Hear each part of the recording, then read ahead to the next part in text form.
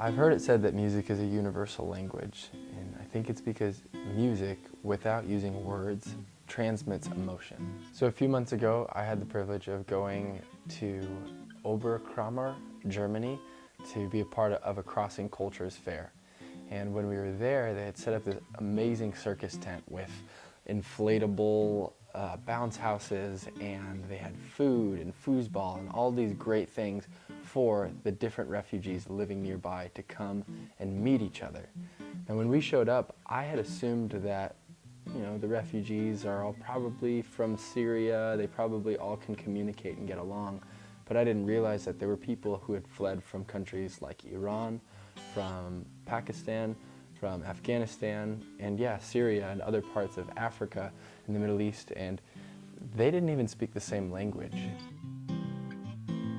My favorite thing we got to do was unite people through music.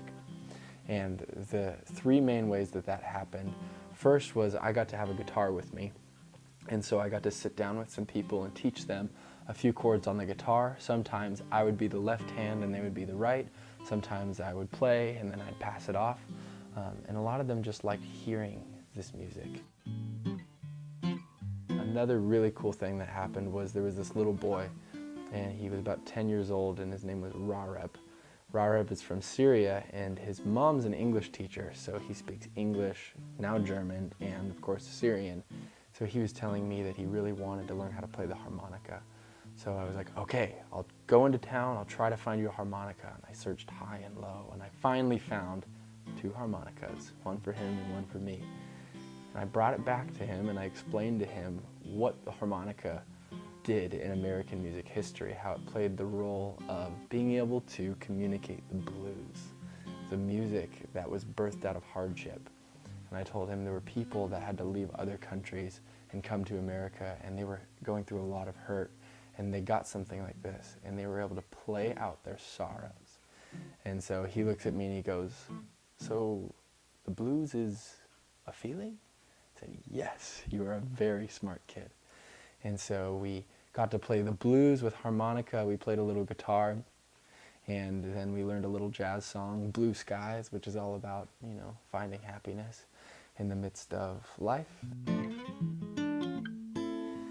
And then the third thing, and the most unifying collectively of all of the musical experiences, was that they would search their favorite songs from their countries, and they would plug it into the aux cord, and through the PA system, this whole tent was being filled with sounds from Iran, from Pakistan, from Afghanistan, and all these different places.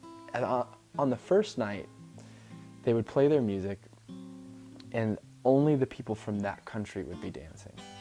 Then on the second night, something peculiar happened where people with different languages from different cultures, different countries, hopped in to join in on the traditional dances of these different places.